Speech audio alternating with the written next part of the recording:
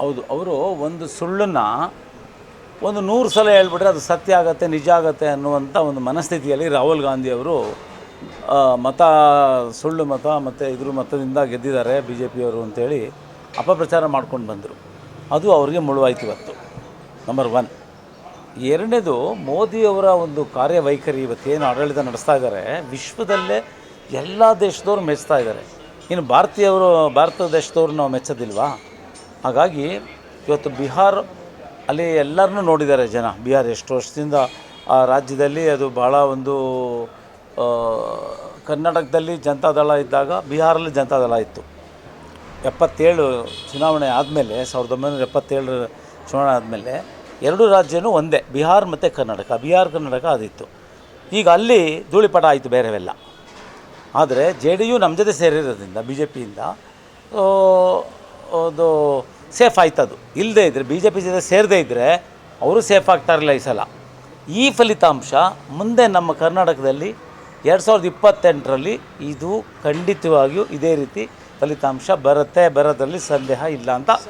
ಇಲ್ಲ, ಗ್ಯಾರಂಟಿ ಬಗ್ಗೆ ಎಲ್ಲ ಕನ್ಫ್ಯೂಷನ್ ಇದೆ. ಅಡ್ಗೋಡ ಮೇಲೆ ದೀಪ ಇಟ್ಟಾಗೆ ಬಸ್ಸು ಒಂದು ಬಿಟ್ಟರೆ ಇನ್ಯಾವುದು ಸಮರ್ಪಕವಾಗಿ ಅವರು ಇಂಪ್ಲಿಮೆಂಟ್ ಮಾಡೋಕ್ಕಾಗಿಲ್ಲ ಕಾಂಗ್ರೆಸ್ ಅವರು. ಖಂಡಿತ ಆಗುತ್ತೆ, ಯಾಕೆಂದರೆ ಆ ಒಂದು ಜನರಿಗೆ ಬೇಕಾಗೇ ಇರಲಿಲ್ಲ, ಅದೆಲ್ಲ ಯಾರಿಗೂ ಬೇಕಾಗಿರಲಿಲ್ಲ. ಅವರೇನು 5 ಶಕ್ತಿ ಅಂತೇಳಿ ಅನೌನ್ಸ್ ಮಾಡಿದರು ಕರ್ನಾಟಕ ರಾಜ್ಯದವರು.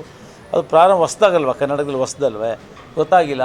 ಆ ರೀತಿಯಾಗಿ ಅವರು ಏನು ಆಕಸ್ಮಿಕವಾಗಿ ಇಂಥ ಎಲ್ಲ ಸುಳ್ಳು ಭರವಸೆಗಳನ್ನ ಕೊಟ್ಟು ಘೋಷಣೆ ಮಾಡಿ ಗ್ಯಾರಂಟಿಗಳನ್ನ ಅಧಿಕಾರಕ್ಕೆ ಬಂದುಬಿಟ್ಟಿದ್ದಾರೆ. ಆದರೆ ಇದು ನಿಜ ಬಣ್ಣ ಗೊತ್ತಾಯಿತು, 1 ವರ್ಷಕ್ಕೆ ಗೊತ್ತಾಗ್ಬಿಟ್ಟಿದೆ. ಈಗ 2 ವರ್ಷದಲ್ಲಿ ಏನು ಜನಕ್ಕೆಲ್ಲ ಬ್ರಹ್ಮನಿರಸನ ಇದ್ರ ಬಗ್ಗೆ ಎಲ್ಲ. ಸೊ ಅವ್ರು ಸರ್ಕಾರ ನಡೆಸೋಕ್ಕಾಗ್ತಾಯಿಲ್ಲ, ಅವ್ರಿಗೂ ಗೊತ್ತಿದೆ. ಅಷ್ಟು ಫಂಡು ಅವರು ಈ 5 ಯೋಜನೆಗಳಿಗೆ ಕೊಡೋಕ್ಕಾಗ್ತಾಯಿಲ್ಲ. ಬಸ್ಸು ಒಂದು ಮಾತ್ರ ಒಂದು ಇದ್ದಿದ್ರಲ್ಲಿ ಅವರು ಕರೆಕ್ಟಾಗಿ ಆಗ್ತಾಯಿರೋದು 5ರಲ್ಲಿ. ಅವ್ರಿಗೆ ಇದೊಂದು ಕಾಯಿಲೆ. ಮತ್ತೆ ಅದೇ ಪ್ರಯತ್ನ. ಅವರು ಏನು ಒಂದು ಸುಳ್ಳನ್ನ 100 ಸಲ ಹೇಳಿ ಸತ್ಯ ಮಾಡೋಣ, ನಿಜ ಮಾಡೋಣ ಅಂತ ಹೇಳಿದ ಭಾರತೀಯ ಜನ ಅಷ್ಟೊಂದು ಇದಾಗಿಲ್ಲ. ಇವ್ರು ಹೇಳಿದ್ದನ್ನೆಲ್ಲ ನಂಬಕ್ಕೆ ಅಷ್ಟೊಂದು ದಡ್ರಲ್ಲ ನಮ್ಮ ಭಾರತ ದೇಶದಲ್ಲಿ. ಬಿಹಾರ್ ಅಂತವರೇ ಇವತ್ತು ಬಿ ಜೆ ಪಿಗೆ ವೋಟ್ ಮಾಡಿದ್ದಾರೆ. ಇಡೀ ದೇಶ ನೆಕ್ಸ್ಟು ಎಲ್ಲ ರಾಜ್ಯದಲ್ಲೂ ಕೂಡ ಸಂಪೂರ್ಣವಾಗಿ ಬಿ ಜೆ ಪಿ ಬರೋದ್ರಲ್ಲಿ ಅನುಮಾನ ಇದೆ. ಇದು ಏನಿಲ್ಲ, ನರೇಂದ್ರ ಮೋದಿಯವ್ರದ್ದು ಆಡಳಿತ ವೈಖರಿ ಅಂತ ನಾನು ಮೊದಲೇ ಹೇಳಿದೆ. ನರೇಂದ್ರ ಮೋದಿಯವ್ರ ನೇತೃತ್ವ, ಅವರ ಒಂದು ಸರಳತೆ ಮತ್ತು ಅವರ ದೃಷ್ಟಿಕೋನ, ಅವರೇನು ಇವತ್ತು ವಿಶ್ವದಲ್ಲಿ ಇವತ್ತು ಒಂದು ವಿಶ್ವ ನಾಯಕರೇ ಆಗಿದ್ದಾರೆ. ಈಗ ಅವರು ನಮ್ಮ ದೇಶದ ಪ್ರಧಾನಮಂತ್ರಿಗಳು ಇವತ್ತು ವಿಶ್ವದ ನಾಯಕರಾಗಿದ್ದಾರೆ. ಎಲ್ಲ ದೇಶದವರು ಇವತ್ತು ನಮ್ಮ ದೇಶದ ಕಡೆ ನೋಡ್ತಾ ಇದ್ದಾರೆ, ನಮ್ಮ ದೇಶದ ಮಾತನ್ನು ಕೇಳ್ತಾ ಇದ್ದಾರೆ. ನರೇಂದ್ರ ಮೋದಿಯವ್ರ ಮಾತು ಇದೇ ಸಾಕು, ಇದೇ ಸಾಕ್ಷಿ. ಅಯ್ಯೋ ಖಂಡಿತ ಇವ್ರು ಈಗ ನಾನು ಎಷ್ಟು ಹೇಳಿದ್ರೂ ಸಾಲದು.